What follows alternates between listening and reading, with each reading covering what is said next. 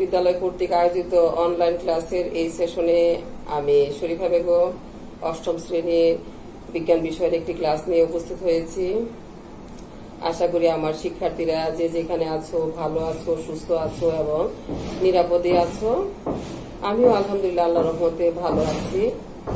তো ছেলেরা, এক সপ্তাহ পর পর তোমাদের সঙ্গে আমার কথা হয়। তো আমি আশা করবো আর কি যে এই সময়ের মধ্যে তোমরা অবশ্যই মানে বাড়ির কাজগুলো হয়তো মানে অবশ্যই করেছো আর কি, এটা আমি আশা করবো যে করেছো তোমরা, এবং সবগুলা বিষয়েরই ছেলেরা যে অনেকে তোমাদের প্রায় এক সপ্তাহ পরে পরে কিন্তু ক্লাসগুলো হচ্ছে। কাজে তোমরা যদি এইগুলা সব ঠিক মতো না করো, কারণ আমরা তো সে আগের মতো আর ক্লাসগুলো নিতে পারছি না, মানে তোমাদের সঙ্গে ইন্টারেকশন আমাদের এইভাবে হচ্ছে না, যাতে তোমাদের সমস্যা আমরা জানতে পারতেছি না। কিন্তু তোমরা তোমাদের সমস্যা যখন যে সমস্যাগুলো হবে সেগুলো আমাদের ইনবক্সের মাধ্যমে জানাতে পারো বা মানে এইগুলো সলভ করার চেষ্টা করবে আর কি, আমি আশা করি। তো ছেলেরা, এই পড়াশোনার পাশাপাশি আমি আরেকটা বিষয় আশা করব যে অবশ্যই তোমরা ধর্মীয় কাজ, দিনের কাজগুলা করতেছো, আল্লাহর কাছে সাহায্য প্রার্থনা করতেছো যেন আল্লাহ আমাদেরকে এই বিপদ থেকে, এই মহামারী থেকে আমাদেরকে উদ্ধার করে নেয় এবং আমরা যেন সে আবার আগের মতো আমাদের পরিবেশে ফিরে যেতে পারি। আল্লাহ যেন আমাদেরকে সেই সুযোগ করে দেন। অবশ্যই দোয়া করবা আল্লাহর কাছে। পাশাপাশি আমাদের কি করতে হবে যে ইহকাল ভালো করার জন্য অবশ্যই পড়াশোনা, পরকালের জন্য আমাদেরকে দিনের কাজগুলো ঠিক মতো করতে হবে, তাই না? আমরা দুইটা জীবনই ভালো করতে চাই, তাই কাজে আমাদেরকে ওইভাবেই কি করতে হবে, সময়টাকে কাজে লাগাইতে হবে। তো ঠিক আছে ছেলেরা, তাইলে আমরা এখন পড়ায় আসি। তোমরা বই খাতা কলম নিয়ে বসে পড়ো, আর আমরা তাহলে শুরু করে দিই। তো ছেলেরা দেখো, গত দিন আমরা হলো অম্ল ক্ষারক লবণ তোমাদের বইয়ের 10ম অধ্যায় শুরু করেছিলাম, একটা ক্লাস হয়েছে এবং ওইখানে আমরা হলো কি পড়েছি, অম্ল সম্পর্কে জেনেছি, তাই না? অম্ল ক্ষারক লবণ তিনটাই মোটামুটি অল্প অল্প এসেছে। তারপরও আমরা অম্ল মানে এসিড সম্পর্কে, এসিডের বৈশিষ্ট্য, এসিডের প্রকারভেদ, তারপরে এসিডের ব্যবহার, সেইগুলো সম্পর্কে জেনেছি, তাই না? আজকে আমরা জানবো হলো ক্ষারক এবং লবণ, মোটামুটি পুরো অধ্যায়টি আমরা আজকে ইয়ে করে ফেলবো, কমপ্লিট করার চেষ্টা করবো ইনশাল্লাহ। তো এখন ছেলেরা, আমি গতদিন তোমাদের একটা পরীক্ষণ দেখিয়েছিলাম, হলো কি যে কোন পদার্থ ক্ষারক নাকি লবণ, ক্ষারক ধর্মী নাকি এসিডিও, তাই না? লবণ না এসিডিও বা লবণ নিরপেক্ষ, সেটা কি আমরা কিভাবে জানবো? যে আমরা নির্দেশকের মাধ্যমে সেটা জানা যায়, তাই না? তো এরকম একটা নির্দেশক ছিল হলো লিটমাস পেপার বলেছিলাম, তাই না? সেই এরকম এখন আজকেও দেখো সেই লিটমাস পেপার নিয়ে আমি গতদিনের পরীক্ষাটা তোমাদের মাথায় আছে কিনা, যে এরকম একটা লিটমাস পেপার দেখিয়েছিলাম, নীল একটা লাল একটা দেখিয়েছিলাম, তাই না? তারপরে দেখো এসিডের মধ্যে কি ছিল, নীলটা কি লাল হয়েছিল, তাই না? আমরা দেখেছি নাকি? এখন সে একই অবস্থা, আগের মতো অবস্থা, যে আমি এখানে হলো কি সাবান নিয়েছি, সাবানে যখন নীলটা ধরি দেখো তার কোনো কালারের কোনো চেঞ্জ নাই, কিন্তু হ্যাঁ, তার কোনো পরিবর্তন নাই, এখানে যেরকম আছে সেরকমই রয়ে গেল। হ্যাঁ, আচ্ছা, তাহলে তার মধ্যে কোনো পরিবর্তন নাই। এখন দেখো লালটা দিচ্ছি ছেলেরা, লালটা খেয়াল করো, লালটা দিচ্ছি। লালটা দেওয়ার পর দেখো, দেওয়ার সাথে সাথে কিন্তু লালটা কি করলো, নীল বর্ণ ধারণ করেছে। তোমরা দেখতে পাচ্ছ কিনা জানি না, আমি কিন্তু দেখতে পাচ্ছি দেওয়ার সাথে সাথে লালটা নীল হয়ে গেল। তার মানে কি এখানে একটা কি সে একটা প্রতিক্রিয়া দেখিয়েছে যে কিরকম লালটা নীল হয়ে গেল। তার মানে এটা আমরা বলতে পারি লাল যখন নীল হয় তখন সেটা কি ক্ষার ধর্মী, তাই না? এটা হলো ক্ষার ধর্মী, তাহলে এই সাবানটা হলো ক্ষার ধর্মী বা এটা হলো এক ধরনের ক্ষারক পদার্থ। হ্যাঁ, তো এখন ক্ষারকের বৈশিষ্ট্য কি পেলাম আমরা? তাহলে ক্ষারক কি করবে, ক্ষারক হলো কি, ক্ষারক কি করবে খেয়াল করো, ক্ষারক কি করলো, লাল লিটমাসকে, লালকে কি করবে, নীল করে, তাই না? লাল পেপারকে নীল করে দেয়। এই একটা বৈশিষ্ট্য যেটা আমরা গতদিন হলো দেখেছিলাম, হলো এসিডে দেখেছি কি নীলটাকে লাল করে দেয়, তাই না? সেই জিনিসটা আমরা দেখেছিলাম। আজকে দেখলাম যে লালটাকে নীল করে দিয়েছে, লাল তাহলে এই নির্দেশকটা কি করলো, যে বুঝায় দিল যে এইটা হলো ক্ষারক পদার্থ, তাই না? ক্ষার ধর্মী। আচ্ছা, তো ছেলেরা এখন দেখো, তাহলে কি আমরা একটা বৈশিষ্ট্য পেয়ে গেলাম, ক্ষারকের একটা বৈশিষ্ট্য পেলাম বা ক্ষারক আর এসিডের মধ্যে পার্থক্যটা কি, যে এটা এসিড করে লালটাকে নীল আর ক্ষারক করে হলো সরি এসিড করে নীলটাকে লাল, তাই না?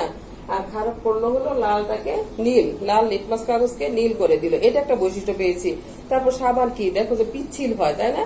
তাহলে ক্ষারকের ধর্ম কি, সেটা কি হবে, পিচ্ছিল টাইপের হবে, হ্যাঁ, পিচ্ছিল ধর্মী হবে এইটা। তারপরে এসিড ছিল কি, এসিড কি টক স্বাদযুক্ত ছিল, আর এটা হবে কটু স্বাদযুক্ত, হ্যাঁ, এটা হলো কটু স্বাদযুক্ত, এই কটু স্বাদযুক্ত।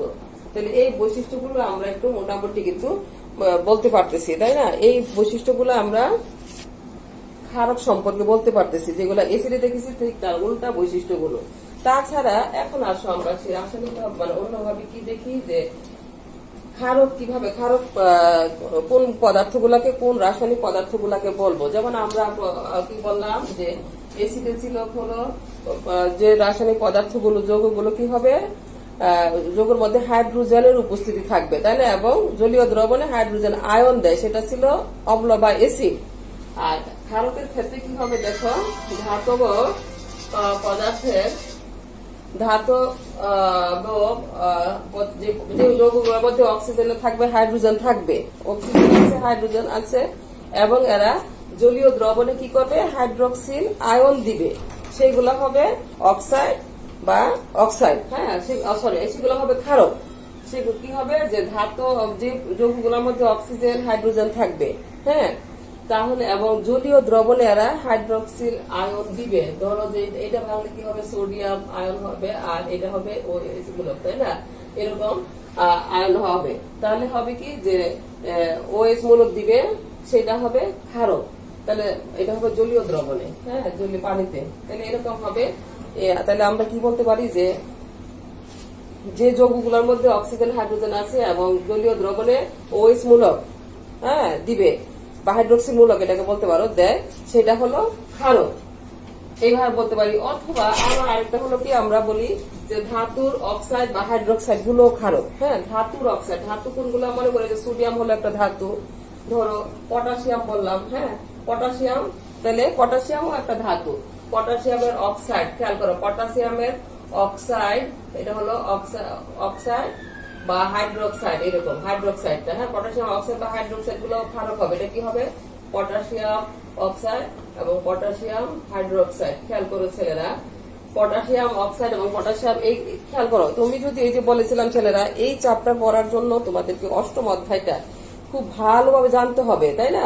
আমার না জানলে তুমি কিন্তু, যেমন পটাশিয়ামের কে আমরা জানি, তাই না? ল্যাটিন শব্দ কেলিয়াম থেকে আসছে পটাশিয়ামটা, না কি? এটা এই পটাশিয়াম অক্সাইড, অক্সিজেনের যোজনী 2, পটাশিয়াম 1, তাহলে কি হবে, এই যে এইভাবে করে এটা এখানে যাবে, এটার যোজনী এখানে আসবে, তাহলে এইভাবে তুমি লিখতে পারবে। তারপর পটাশিয়াম হাইড্রোক্সাইড, হাইড্রোক্সাইড মূলকের যৌগমূলকটার যোজনী হলো 1, পটাশিয়াম 1, তাহলে কি হবে, একে একে এই যে পটাশিয়াম হাইড্রোক্সাইড হয়ে গেল, তাই না? তো এরকম সোডিয়াম, পটাশিয়াম, ম্যাগনেসিয়াম, ধরো ম্যাগনেসিয়ামের অক্সাইড বা হাইড্রোক্সাইড যদি হয়, তাহলে কি হবে, ম্যাগনেসিয়াম অক্সাইড, তারপরে ম্যাগনেসিয়াম হাইড্রোক্সাইড, ম্যাগনেসিয়ামের যোজনী 2, এরকম দেখা যায় যে ম্যাগনেসিয়ামের যোজনী 2, হাইড্রোক্সাইডের যোজনী 1, তাহলে কি হবে, ম্যাগনেসিয়াম হাইড্রোক্সাইডের সংকেত হবে এইভাবে, এরকম। তো এরকম দেখো ছেলেরা, যে যত ধাতুগুলো আছে, ধাতুর অক্সাইড হাইড্রোক্সাইড গুলা ক্ষারক হয়, হ্যাঁ। তারপরে দেখো এই একটা বিষয়, যেমন তারপরে হলো কি, এখন এই ক্ষারক গুলা, যে ক্ষারক, আচ্ছা দেখো, তারপর দেখো, মনে করো তুমি অ্যালুমিনিয়াম অক্সাইড বলি আমরা, অ্যালুমিনিয়াম অক্সাইড, হ্যাঁ, অ্যালুমিনিয়াম হাইড্রোক্সাইড। আচ্ছা, অ্যালুমিনিয়াম অক্সাইড, অ্যালুমিনিয়াম কি করবে, অক্সাইড বা হাইড্রোক্সাইড যদি করি, এটা কি হবে, অ্যালুমিনিয়াম অক্সাইড। খেয়াল করো ছেলেরা, অ্যালুমিনিয়াম অক্সাইডের যোজনী, অ্যালুমিনিয়ামের যোজনী 2, 3, অক্সিজেনের 2, তাহলে তার সংকেতটা হবে এটা অ্যালুমিনিয়াম অক্সাইড, হ্যাঁ, অথবা অ্যালুমিনিয়াম কি হবে, হাইড্রোক্সাইড। খেয়াল করো, অ্যালুমিনিয়াম হাইড্রোক্সাইড, এই যে। তাহলে এই যোজনীগুলা এরকম তোমাকে জানতে হবে, কিন্তু না জানলে তুমি কিন্তু সংকেত লিখতে পারবে না। তাহলে দেখো ছেলেরা, এই যে বললাম আমরা যে ধাতুর অক্সাইড হাইড্রোক্সাইড গুলা, এখন এই ধাতুর অক্সাইড হাইড্রোক্সাইড গুলা যেগুলোর মধ্যে কি হবে, পানিতে দ্রবীভূত না, হ্যাঁ, খেয়াল করো, যেগুলো পানিতে দ্রবীভূত সেগুলো হলো ক্ষার, আর যেগুলো পানিতে দ্রবীভূত নয় সেটা হবে ক্ষারক। এইটা এই যেমন এখানে ধরো অ্যালুমিনিয়াম অক্সাইড, যেটা এই যে বললাম অ্যালুমিনিয়াম হাইড্রোক্সাইড, হ্যাঁ, এইটা একটা হলো পানিতে দ্রবীভূত না, পানিতে দ্রবীভূত নয়, তাহলে এটা কি হবে? এটা হবে ক্ষারক। এটা কি হবে? ক্ষারক। আচ্ছা, পানিতে দ্রবীভূত না হলে ক্ষারক হবে। আর বাকিগুলা যেগুলা দেখা যাচ্ছে এগুলা কিন্তু সবগুলা পানিতে দ্রবীভূত, মোটামুটি এগুলা পানিতে দ্রবীভূত, হ্যাঁ, তাহলে এরা হবে কি? ক্ষার। তাহলে এখন দেখা যাচ্ছে ছেলেরা, তাহলে কি হবে? সকল ক্ষারই ক্ষারক, কিন্তু সকল ক্ষারক ক্ষার না। কারণ ক্ষারক হলো এই যে বললাম অ্যালুমিনিয়াম হাইড্রোক্সাইড, তারপরে আরো দেখো যে কপার হাইড্রোক্সাইড, হ্যাঁ, তারপরে আয়রন হাইড্রোক্সাইড, এরকম এই পদার্থগুলা পানিতে দ্রবীভূত হয় না। তাহলে যে পদার্থগুলো দ্রবীভূত না তারা হলো ক্ষারক। হাইড্রোক্সিল বলে পানিতে দেয়, কিন্তু তারা হলো কি হবে? ক্ষারক, কিন্তু এরা পানিতে দ্রবীভূত হয় না, সেটা হবে ক্ষারক। আর যেগুলো পানিতে দ্রবীভূত হয়ে যায়, দ্রবীভূত হওয়া মানে কি? পানির সঙ্গে মিশে যায়, তাই না? সেইগুলা হলো তোমার ক্ষার। তাহলে আমরা কি বলতে পারি? সকল ক্ষারই ক্ষারক, কিন্তু সকল ক্ষারক ক্ষার নয়। ঠিক আছে? এগুলো হলো সব, এগুলা হলো সব ক্ষার, এগুলো সব হলো ক্ষার। তাহলে কি হবে? দেখো ছেলেরা, এই সবগুলো ক্ষার, এইগুলা কিন্তু আবার ক্ষারক না, তাই না? কিন্তু অ্যালুমিনিয়াম হাইড্রোক্সাইড বললাম যে পানিতে দ্রবীভূত নয়, সেজন্য এটা ক্ষারক। তাহলে এই ক্ষারক কি ক্ষার হবে? এই ক্ষারক কিন্তু ক্ষার হবে না। তাহলে সকল ক্ষার ক্ষারক, কিন্তু সকল ক্ষারক ক্ষার নয়, এটা আমরা বলতে পারতেছি। ঠিক আছে? তো এই যে দেখো, তাহলে তোমার কি হবে? যে ছেলেরা খেয়াল করো যে তোমাকে এই যে সংকেত, দেখো আবার বলছি ছেলেরা, অষ্টম অধ্যায় যদি ভালো করে পারো তখন কিন্তু তুমি যে কোনো একটা সংকেত, তুমি যে কোনো একটা ধাতুর অক্সাইড বা হাইড্রোক্সাইড লিখতে পারবে। আর তুমি যদি ধাতুর হাইড্রোক্সাইড গুলা লিখতে পারো, অক্সাইড গুলা লিখতে পারো, তখন কিন্তু তুমি তোমার জন্য সমীকরণ গুলা সহজ হবে করা, সমীকরণ তোমার সহজ হয়ে যাবে। তাহলে কি করব আমরা? যে এরকম আমরা বলতে পারতেছি। তাহলে একটা প্রশ্ন কিন্তু হয়, 2 নম্বরের জন্য হয় যে সকল ক্ষার ক্ষারক, কিন্তু সকল ক্ষারক ক্ষার নয় কেন? তখন কিন্তু তোমাকে এরকম সংকেত লিখে বুঝাই দিতে হবে যে যেটা পানিতে দ্রবীভূত আর নয় সেটা হলো ক্ষারক, আর যেগুলো সকল ক্ষারকে কি পানিতে দ্রবীভূত হবে, কিন্তু কি যেটা দ্রবীভূত হবে না সেটা হলো ক্ষারক, আর যেটা দ্রবীভূত হবে সেটা হবে ক্ষার। সেই জন্য সকল ক্ষারই ক্ষারক, সকল ক্ষারক ক্ষার নয়। ঠিক আছে? আচ্ছা, এখন দেখো ছেলেরা, তাহলে এইটুকু আমরা বলতে পারতেছি, তাই না? তুমি এখন যে কোনো ধাতু দিয়ে অক্সাইড হাইড্রোক্সাইড লিখতেই পারবে, এবং লিখে সেই সমীকরণ তুমি দাঁড় করাতে পারবে। কিন্তু তুমি যদি সংকেত লিখতে পারো আর কি, সংকেত করার জন্য তোমাকে যোজনী অবশ্যই জানতে হবে, তোমাকে প্রতীক জানতে হবে, প্রতীক সংকেত যোজনী এগুলো জানতে হবে মাস্ট। না জানলে কিন্তু তুমি এই চ্যাপ্টারের সমীকরণ গুলাকে সঠিকভাবে উপস্থাপন করতে পারবে না, অথবা তুমি সংকেতই লিখতে পারবে না, কোনটা এসিড কোনটা ক্ষারক তুমি তাই লিখতে পারবে না। তাহলে তোমাকে এটা জানার জন্য এগুলো অবশ্যই তোমাকে অষ্টম অধ্যায়ের যে তোমাদের যে একটা চার্ট দেওয়া আছে সেটা তোমাদেরকে জানতে হবে আর কি। ঠিক আছে? আচ্ছা ছেলেরা, তারপরে দেখো, তারপরে আমরা কি দেখব যে আচ্ছা আরেকটা হলো কি, ক্ষার হতে গেলে কিন্তু বললাম কি, ক্ষার হইতে গেলে ক্ষার পানিতে দ্রবীভূত হইতেই হবে। ঠিক আছে? 1 নম্বর। 2 নম্বর হলো ওইস মূলক থাকতেই হবে। ঠিক আছে? যেমন ক্ষার হইতে, যেমন এটা ক্ষারক নয় কেন? যে এখানে ওইস মূলক আছে, কিন্তু কি হলো অ্যালুমিনিয়াম হাইড্রোক্সাইডের মধ্যে ওইস মূলক আছে, কিন্তু এটা পানিতে দ্রবীভূত হয় না। এই দুইটা শর্ত অবশ্যই থাকতে হবে ক্ষারের জন্য। ক্ষারের জন্য কি শর্ত হবে? ওইস মূলক থাকবে, আর একটা হবে কি, পানিতে দ্রবীভূত হতেই হবে ক্ষারকে। ঠিক আছে? যদি তাহলে কি যে ক্ষার পানিতে দ্রবীভূত হবে না সেটা হবে ক্ষারক। ঠিক আছে? আচ্ছা, তাহলে এগুলো আমরা বলতে পারবো। আচ্ছা দেখো ছেলেরা, তারপর হলো কি যে ক্ষারক সম্পর্কে আমরা ইনশাল্লাহ এখন বলতে পারবো। এখন দেখো ক্ষারক আর কি করে, যে ক্ষারক বিক্রিয়াগুলো আমরা একটু দেখি, যেটা আমরা গত ক্লাসেও দেখেছিলাম কিরকম, যে ক্ষারক কি করে এসিডের সঙ্গে বিক্রিয়া করে, তাই না? যেমন ক্ষারক এসিডের সঙ্গে বিক্রিয়া করলে কি হবে? লবণ উৎপন্ন হবে, তাই না? ক্ষারক যদি এসিডের সঙ্গে বিক্রিয়া করে তখন সেটা কি হবে? লবণ উৎপন্ন হয়। আর লবণ আমরা গতদিন দেখেছিলাম যে লবণ কয় ভাবে হয় আর কি। লবণ সাধারণত দেখা যায়, আমরা গত ক্লাসে করেছি কি, যে ক্ষারকের সঙ্গে অ্যাসিডের বিক্রিয়ায় লবণ উৎপন্ন হচ্ছে, তাই না? আচ্ছা, এটা একটা দেখি আমরা, যে আরেকটা কি দেখি, যে ক্ষারকের সঙ্গে অ্যাসিডের বিক্রিয়া। মনে করো আমরা কি দেখি বলছি, যে সোডিয়াম হাইড্রোক্সাইড, তাই না? সোডিয়াম হাইড্রোক্সাইড একটা ক্ষারক, তার সঙ্গে অ্যাসিডের HCl অ্যাসিড বিক্রিয়া করলো, করে কি হয় সোডিয়াম ক্লোরাইড, তাই না? এখানে হবে সোডিয়াম ক্লোরাইড। খেয়াল করো ছেলেরা, এই যে সোডিয়াম ক্লোরাইড যেটা আমাদের খাবার লবণ আমরা বলেছিলাম, তাই না? আর পানি তৈরি করবে। তাহলে কি হয়, যে ক্ষারকের সঙ্গে অ্যাসিডের বিক্রিয়ায় লবণ উৎপন্ন হলো, তাই না? তারপরে দেখো ছেলেরা, যেমন আরেকটা হলো কি বললাম, যে ক্যালসিয়াম হাইড্রোক্সাইড। খেয়াল করো, এই যে ক্যালসিয়াম হাইড্রোক্সাইড, ক্যালসিয়ামের যোজনী 2, হাইড্রোক্সিলের যোজনী 1, হাইড্রোক্সিল মূলকের যোজনী হলো 1। তাহলে কি হবে, ক্যালসিয়াম হাইড্রোক্সাইড কি করলো, তোমার অ্যাসিডের সঙ্গে বিক্রিয়া করলো, পরে কি হবে, এখানে ক্যালসিয়াম ক্লোরাইড, আর কি করলো, পানি উৎপন্ন করবে, তাই তো? বা সালফিউরিক অ্যাসিডের সঙ্গে বিক্রিয়া করতে পারে, তাই না? যেভাবে তুমি এখানে সালফিউরিক অ্যাসিড দাও, বা হাইড্রোক্লোরিক অ্যাসিড দাও, বা নাইট্রিক অ্যাসিড, যে কোনো অ্যাসিড দিয়ে তুমি কিন্তু সংকেত জানা থাকলে তোমার যে কোনো তুমি অ্যাসিড বসাইতে পারবো, যে কোনো একটা অ্যাসিড দিয়ে দিবে। তারপরে কি হবে, তোমার দেখা যায় যে কি হলো, এখানে ক্যালসিয়াম ক্লোরাইড তৈরি হলো, হ্যাঁ, এটা একটা লবণ। তাহলে কি আমরা দেখতে পাচ্ছি, যে দেখো ছেলেরা,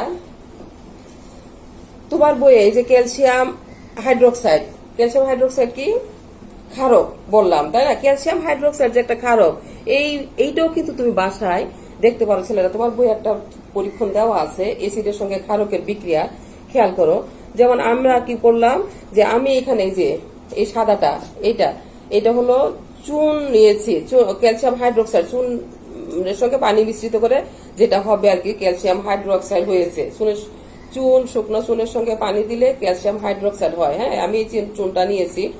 আচ্ছা, এই চুনের সঙ্গে কি হবে, তুমি যদি কি করলাম আমরা, খেয়াল করো, আমি যদি এখানে একটু এখানে যদি আমি অ্যাসিড দিতে থাকি, হ্যাঁ, চুন, খেয়াল করো, আগে দেখাই নেই, এটা যে ক্ষারক একটা, এটা দেখো যে ক্যালসিয়াম হাইড্রোক্সাইডটা, এই চুনটা এই যে দেখো, চুনে যখন আমি কি দিয়েছি, লিটমাস পেপার দিয়েছি, তাহলে তুমি দেখো চুনটাকে তুমি পরীক্ষা বাসাই করতে পারতেছো কিরকম, যে এখানে যখন লিটমাস পেপার ধরবা তখন কিন্তু এটা লালটা নীল হয়ে গেল, হ্যাঁ।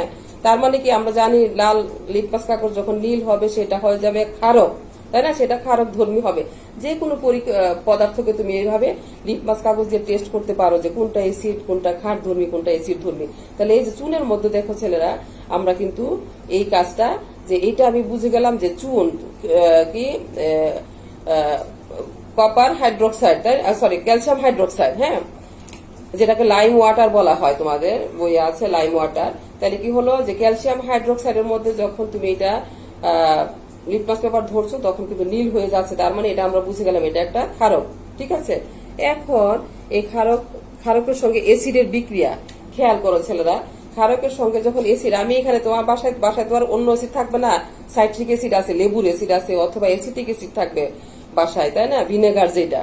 তো এখন আমি ধরো এখানে লেবু, এই যে সাইট্রিক অ্যাসিড, তুমি যদি এরকম সাইট্রিক অ্যাসিড দিতে থাকো, হ্যাঁ, এই যে দিতে দিতে দেখবা এক সময় দেখবা যে অ্যাসিডের সঙ্গে এই ক্ষারের এই যে বিক্রিয়া হয়ে যাচ্ছে, এখানে এটা কি হবে, এটা তুমি অবশ্যই এখানে বুঝতে পারবো না, দেখতে পাচ্ছ না, কিন্তু আমি দেখতে পাচ্ছি যে এটা কিন্তু নিচে কি হলো, এখানে অধক্ষেপ পড়েছে কতগুলা, হ্যাঁ। তার মানে কি এইখানে এই যে লবণ একটা তৈরি হয়েছে, হ্যাঁ, এই যে হওয়াতে দেখা যায় যে তোমার কি হবে, যে এইখানে যখন দিয়ে আমি লাল লিটমাসটাকে ধরি তখন আর কি হবে, এখানে কোনো রিয়াকশন দেখাচ্ছে না, এটা কোনো রিয়াকশন দেখায় না, হ্যাঁ। তার মানে কি সরি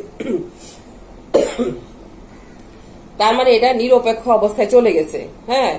এইভাবে আমরা বুঝতে পারি যে নির্দেশক যে কি করে, যে কোনটা নির্দেশক দিয়ে আমরা বুঝি কোনটা ক্ষারক কোনটা অ্যাসিড ধর্মী, হ্যাঁ। আর তাহলে অ্যাসিডের সঙ্গে ক্ষারের বিক্রিয়ায় কি হবে, লবণ উৎপন্ন হয়, যেটা নিরপেক্ষ একটা পদার্থ হয়।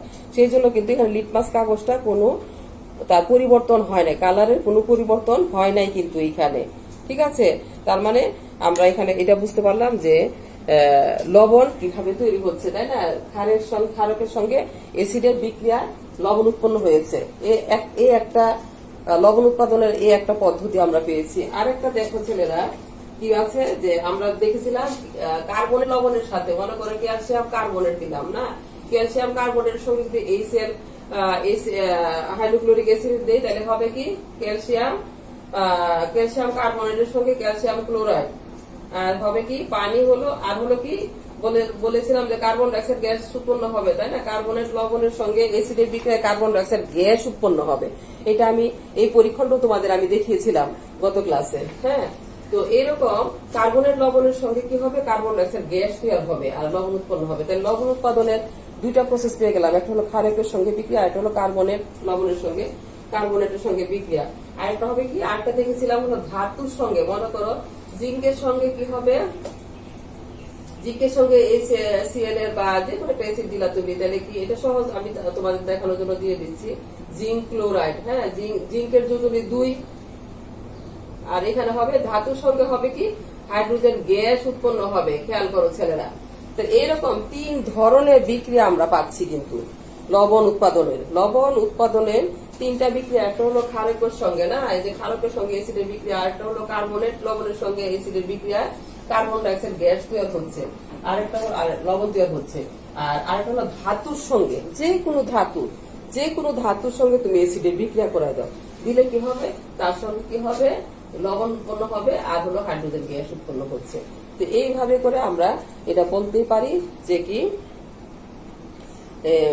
লবণ উৎপাদন এই 3টা সমীকরণ বা 3টা প্রসেস তোমার মাথায় রেখে দিবা যে লবণ কখন হবে। লবণ একটা নিরপেক্ষ পদার্থ হবে, যেটা কি লিটমাস কাগজের সঙ্গে বা নির্দেশকের সঙ্গে কোনো ধরনের রিয়েক্ট করে না, ঠিক আছে? তো এইভাবে কিন্তু আমরা লবণ বলতে পারি যে লবণ উৎপাদনের 3টা প্রসেস বা 3টা সমীকরণ বা 3 ভাবে হতে পারে লবণ উৎপন্ন, ঠিক আছে?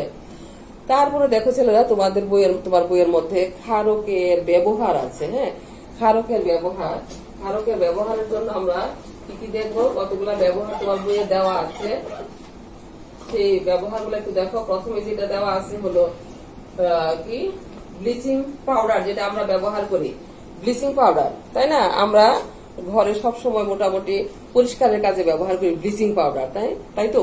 তো এটা হলো কি ক্যালসিয়াম হাইড্রোক্সাইড আর হলো কি ক্লোরিনের মিশ্রণে, এই ক্লোরিনের মিশ্রণের ফলে এই একটা ব্লিচিং পাউডারটা তৈরি হয়। হ্যাঁ, যেটা আমরা পরিষ্কারকের কাজে ব্যবহার করে থাকি। তারপরে ধরো যে কি বাসায় যে করে না, বিল্ডিং এ হোয়াইট ওয়াশ করে, সেখানেও কিন্তু তোমার কি হয়, সেখানেও ক্যালসিয়াম হাইড্রোক্সাইডের পাতলা দ্রবণটা, যেটা চুনের পানি আর কি, এটা ব্যবহার করা হয়, তাই না? তারপরে দেখা যায় যে টয়লেট ক্লিনার গুলা যে করে, টয়লেট ক্লিনার যে, ওগুলোর মধ্যে সোডিয়াম হাইড্রোক্সাইড ব্যবহৃত হয়।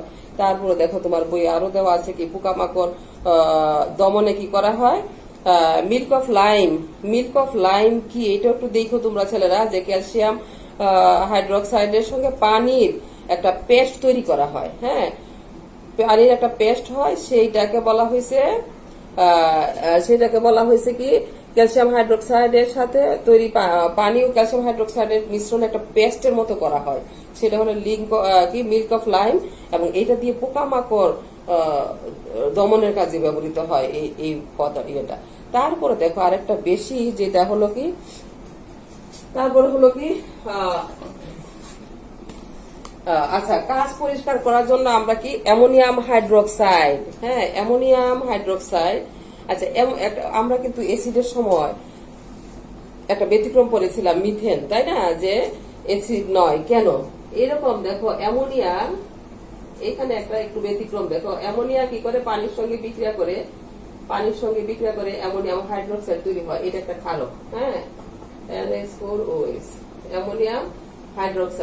অ্যামোনিয়াম হাইড্রোক্সাইডটা কি হবে, এটা একটা ক্ষারক। আচ্ছা, এইটা হলো কি কাঁচ পরিষ্কার করার জন্য, গ্লাসটাকে ক্লিন করার জন্য অ্যামোনিয়াম হাইড্রোক্সাইড ব্যবহৃত হয়, ঠিক আছে? তারপরে দেখো আরেকটা ব্যবহার হলো, আমরা খুব মোটামুটি প্রতি ঘরেই হয় যে অ্যান্টাসিড জাতীয় ঔষধগুলা, তাই না? তুমি ধরো তোমার ওই যে আমরা বলি গ্যাস্ট্রিকের সমস্যা হলে, গ্যাসের সমস্যা হলে কি করে অ্যান্টাসিড সাসপেনশন হিসাবে ওষুধ লিকুইডও খাই আমরা, আবার দেখা যায় ট্যাবলেটও খাই, তাই না? তো এই যে অ্যান্টাসিড ওষুধগুলা খাওয়া হয়, অ্যান্টাসিড ওষুধের মধ্যে কিন্তু কি আছে, তোমার বইয়ে দেওয়া আছে কিন্তু ছেলেরা, ম্যাগনেসিয়াম হাইড্রোক্সাইডের সাসপেনশন, যেটা বলা হয়েছে মিল্ক অফ ম্যাগনেসিয়া, নামে পরিচিত, এইটা ব্যবহৃত হয়। তাহলে দেখো কি হয় এখানে, খেয়াল করো ছেলেরা, ম্যাগনেসিয়াম হাইড্রোক্সাইড, তাহলে ম্যাগনেসিয়ামের যুজুলি 2, তাই না? এখানে আমরা ম্যাগনেসিয়ামের যুজুলি 2 আর OH এর হলো হাইড্রোক্সাইড মূলকের 1, তাহলে কি হলো, এই ম্যাগনেসিয়াম হাইড্রোক্সাইড কি করে, এসিডের সমস্যায় তো আমাদের পাকস্থলীতে কি HCl আছে কিন্তু, তাই না? হাইড্রোক্লোরিক অ্যাসিড আছে আমাদের পাকস্থলীতে। সেই অ্যাসিডের সঙ্গে কি করলো, যে অ্যাসিড কখন হবে, তোমার অ্যাসিডিটি কখন হয়, যখন তোমার, শোনো ছেলেরা, অ্যাসিড আমরা গত ক্লাসে পড়েছি, তাই না? অ্যাসিডিটি হবে কখন, আমাদের পাকস্থলীর মধ্যে কিন্তু HCl আছে। হ্যাঁ, এই HClটা, এটা একটা কথা বলি ছেলেরা, তোমরা অনেক সময় দেখা যায় যে একদমই ওই যে সকালে স্কুলে আসো যে না খেয়ে চলে আসো, প্রায় সময় দেখা যায়। এতে হয় কি, তোমার পাকস্থলীর ওয়ালে, পাকস্থলীতে যখন পাকস্থলীর ওয়াল থেকে কিন্তু HClটা নিঃসৃত হয়। এই HCl যখন খাবার না, মানে খাবারের সঙ্গে বিক্রিয়া করতে না পারে, খাবার, তোমার পেটে খাবার নাই, কিন্তু এই HCl কি করে, তখন তার ওই পাকস্থলীর ক্ষতের মধ্যে সমস্যা সৃষ্টি করে। হ্যাঁ, তখন কিন্তু আস্তে আস্তে যত হইতে থাকে, মানে ক্ষত হইতে থাকে, ক্ষত হতে হতে একসময় আলসারে রূপান্তরিত হয় সেটা। হ্যাঁ, তখন ওইটা ওই যে গ্যাস্ট্রিক আলসার বলা হয়, যে এটা, এই সমস্যাটা সৃষ্টি হয়ে যায় যখন তুমি বেশি বেশি না খেয়ে থাকবা। হ্যাঁ, বা খাওয়া দাওয়ার মধ্যে যখন তুমি বেশি অনিয়ম করবা, তখন এগুলা হবে। তাহলে কি হয়, আমাদের এই ম্যাগনেসিয়াম হাইড্রোক্সাইড কি করলো, আমরা যে এই পদার্থটা ইয়েটা খাই আর কি, অ্যান্টাসিড জাতীয় ইয়েটা খাবো না, সেটা এই পাকস্থলীর HCl এর সঙ্গে বিক্রিয়া করলো, কি হবে তাহলে, ম্যাগনেসিয়াম ক্লোরাইড। ঠিক আছে, এখানে কি হবে, ম্যাগনেসিয়াম ক্লোরাইড, আর হবে কি, পানি। তাহলে দেখো কেন খাওয়া হয়, দেখবা যে অ্যান্টাসিড, তুমি যখন তোমার সমস্যা হচ্ছে, গ্যাসের সমস্যা হয়, তুমি কি করলা, অ্যান্টাসিড একটা চুষে চুষে খেয়ে ফেললা, বা সাসপেনশন যে লিকুইড পদার্থ ওষুধটা, এটা খাইলে কি হয়, এই ম্যাগনেসিয়াম হাইড্রোক্সাইড HCl এর সঙ্গে বিক্রিয়া করে এই যে লবণটা তৈরি করে, যেটা হলো নিরপেক্ষ প্রশমিত করে দেয় বিক্রিয়াটা। ওই যে আমরা কি প্রশমন বিক্রিয়া জেনেছিলাম, তাই না? এই প্রশমিত করে দেয়, ফলে তোমার আমরা তখন কিছুটা আরাম বোধ করি। ঠিক আছে, তারপরে দেখো একই ভাবে আর কি আছে, তোমার বইয়ে দেখা যায় যে অ্যালুমিনিয়াম হাইড্রোক্সাইডও ব্যবহৃত হয়। তাহলে কি হয়, খেয়াল করো, অ্যালুমিনিয়াম হাইড্রোক্সাইড, এই যে দেখো অ্যালুমিনিয়াম, এই যে অ্যালুমিনিয়ামের যুজুলি 3, তাহলে হাইড্রোক্সিলের যুজুলি হলো হাইড্রোক্সিল। আচ্ছা শোনো ছেলেরা, এই যে দেখো, এটা কিন্তু OH টা পুরাটা নিয়ে একটা ব্র্যাকেট দিয়ে লিখতে হবে, কিন্তু এটা একটু খেয়াল করো। হ্যাঁ, যে হাইড্রোক্সিল OH মূলক একসঙ্গে একটা যৌগ মূলক, একটা রেডিকেল আমরা পড়েছিলাম গত 8ম অধ্যায়ে। তাহলে দেখো অ্যালুমিনিয়াম হাইড্রোক্সাইড, এটাও যখন তোমার পাকস্থলীতে, হ্যাঁ, এটাও ব্যবহৃত হয় আমাদের অ্যান্টাসিড জাতীয় ওষুধগুলোর মধ্যে। তাহলে কি হবে, এখানেও তোমার কি হবে, অ্যালুমিনিয়াম ক্লোরাইড, না, অ্যালুমিনিয়াম ক্লোরাইড। ঠিক আছে, এখানেও হবে অ্যালুমিনিয়াম ক্লোরাইড, আর হবে কি, পানি। আচ্ছা, অ্যালুমিনিয়াম ক্লোরাইড আর হলো পানি। এখন দেখো ছেলেরা, খেয়াল করো, এই যে অ্যালুমিনিয়াম ক্লোরাইড, তাহলে এখন এটাকে আমরা কিন্তু এই যে দেখো, তুমি আমি একটা এরো দিয়েছি। হ্যাঁ, এখন যদি তুমি সমান সমান করে দাও, বা এইভাবে যদি সমতা করতে হবে, না, যদি সমতা করো, তখন সেই সমান দেখা না, এদিকে সমান এদিকে সমান, এটাও কিন্তু তাই করতে হবে। তুমি অ্যালুমিনিয়াম এখানে কি করতে পারে, এখানে 3টা ক্লোরিন 3টা আছে, এখানে যদি 3 দেয়, খেয়াল করো, তাহলে এই পাশে 3টা ক্লোরিন হলো, এই পাশে 3টা ক্লোরিন হয়ে গেল। হাইড্রোজেন এখানে কয়টা হয়, 3টা, আর এখানে 3টা, 6টা হাইড্রোজেন হয়েছে। অক্সিজেন 3টা হয়েছে, তাহলে এখানে যদি আমরা দেখো 3 দিই, তাহলে কিন্তু আমাদের সমতা চলে আসতেছে। তাহলে 3টা অক্সিজেন, এই যে এই পাশে 3টা অক্সিজেন, এখানে 3টা হাইড্রোজেন, আর এই 3টা হাইড্রোজেন মিলে কয়টা হলো, 6টা হাইড্রোজেন। এখানে 3 দুগুণে 6টা হাইড্রোজেন। তাহলে কি হলো, আমরা এইভাবে করে আমরা সমতাও কিন্তু শিখেছিলাম। ছেলেরা, আমি আবার এগুলো একটু রিমাইন্ডার দিচ্ছি তোমাকে, কারণ ক্লাস এইটা আর কি 8ম অধ্যায়ে আমরা এটা পড়ে আসছি, তো যার জন্য আমি আবার তোমাদের এই বিষয়গুলো কিন্তু আমরা 8ম অধ্যায়ে পড়ে এসেছি। এই জন্য আমি আবার একটু মনে করাই দিচ্ছি যে কিভাবে এগুলো করতে হবে। তোমাকে সমতা দেখাতে গেলে এইভাবে, তুমি মনে করো সমতা পারছি না আমি দেখাতে, তখন তুমি এইভাবে এরো রেখে দিবে, আর সমতা দেখাতে পারলে ভালো। হ্যাঁ, আর সমতা মানে কি, তোমার এই পাশে এই বিক্রিয়ক গুলা আর উৎপাদক গুলার অণুগুলার পরিমাণ সমান দেখাইতে হবে, সেটা হলো সমতা করা, তাই না? তাহলে দেখো ছেলেরা, তুমি যদি সংকেত, যোজনী আর প্রতীক পারো, প্রতীক সংকেত, প্রতীক আর যোজনী পারলে তুমি সংকেত লিখতে পারবে, আর সংকেত লিখতে পারলে তুমি একটা বিক্রিয়া দাঁড় করাতে পারবে, তাই তো? এটা দেখে কিন্তু, আর রসায়ন মানে হলো বিক্রিয়া, আর বিক্রিয়া, তাই না? বিক্রিয়া তোমাকে দেখাইতে হবে, জানতে হবে। সেই জন্য আমি আবারও বলছি ছেলেরা, যেহেতু সময় পাও, তুমি তোমার ওই যে 8ম অধ্যায়ের সেই কি করবা, ওই চারটা, হ্যাঁ, যে একটা ছক দেওয়া আছে, লিখে একদম টেবিলের সামনে রেখে দিবা, প্রতিদিন এটা দেখবা, দেখতে দেখতে দেখবা যে এইগুলো একটা ব্রেনে চলে আসবে। যারা সায়েন্স নিয়ে পড়বা তারা তো অবশ্যই এগুলা জানতে হবে। আর কমার্স নিয়ে পড়লো, আমি বললাম অম্ল ক্ষারক লবণ এই চ্যাপ্টার একটা আছে, জানতে হবে তোমাকে, কাজে এগুলা তোমাকে জানতেই হবে সবাইকে। তো ছেলেরা, তাহলে কি দেখা যাচ্ছে, আর আমরা হলো এই তো মোটামুটি এই হলো আমাদের এসিড, ক্ষার, লবণ, এই হলো আমাদের গত 2 ক্লাসের মধ্যে। আমি আশা করি যে আর তোমাদের হয়তো তেমন কোনো সমস্যা থাকার কথা না, কারণ আমরা এসিডের ওখানে আমরা এসিড সম্পর্কে যা যা জেনেছি আমি বলেছি, ক্ষারক সম্পর্কে আমরা বৈশিষ্ট্যগুলো বললাম, ক্ষারক কিভাবে রাসায়নিক বিক্রিয়াগুলো করছে, এসিডের সঙ্গে বিক্রিয়া করে লবণ উৎপন্ন করতেছে সেগুলো দেখাচ্ছি। তারপরে আমরা কি ক্ষারকের বৈশিষ্ট্য জেনেছি, তাই না? তারপরে ক্ষারকের ব্যবহার জানলাম। তো এই মোটামুটি তোমার। আর এখন ছেলেরা, তারপরও তুমি যদি মনে করো তোমার বই আরেকটা আছে যে এসিড, ক্ষারের কি অম্ল, ক্ষার ও লবণ শনাক্তকরণ, আবারও সে একই বিষয় আছে। শনাক্তকরণ আমরা শুরু থেকেই করছি, কিভাবে শনাক্ত করতে হবে সেরকম তুমি মনে করো যদি করতে চাও, বাসায় তোমার হাতের কাছে যা থাকবে আর কি, সেগুলা নিয়ে অল্প অল্প নিয়ে তুমি ধরো এরকম নির্দেশক আমরা বুঝতে পারতেছি যে কি মানে কিভাবে নির্দেশকগুলা যে আছে, আমরা বললাম লিটমাস পেপার হলো নির্দেশক, মিথাইল রেড, মিথাইল অরেঞ্জ এগুলো বলেছি, ফিনাফথ্যালিন বলেছি, এগুলা নির্দেশক। এগুলা দিয়েই আমরা কিন্তু কোনটা এসিড কোনটা ক্ষার, আমরা ক্ষার ধর্মী বা কোনটা এসিড ধর্মী বা এসিডীয় পদার্থ এসিডি, সেগুলো আমরা আমরা জানতে পারবো আর কি। তো ঠিক আছে ছেলেরা, তোমরা আমি আবার বলছি, অষ্টম আর হলো কি এই যে দশম অধ্যায়, এটা খুব ভালো। অষ্টম ভালো পারলে, অষ্টম অধ্যায় ভালো করে পারলে অবশ্যই দশম অধ্যায়টা ভালো পারবে। তো তোমরা এইটা একটু চেষ্টা করো, চেষ্টা তো অবশ্যই করতে হবে, না হলে তুমি সায়েন্স নিয়ে পড়তে পারবে না, সমস্যা দেখা দিবে।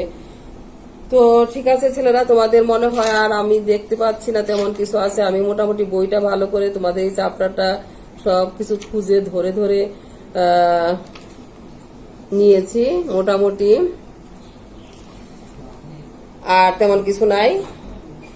তো তোমরা সেই পর্যন্ত তোমরা এগুলো পড়ো আর ভালো থাকো, আল্লাহর কাছে আল্লাহর সাহায্য চাও যেন আমরা তাড়াতাড়ি আমরা আমাদের আগের অবস্থায় ফিরে যেতে পারি।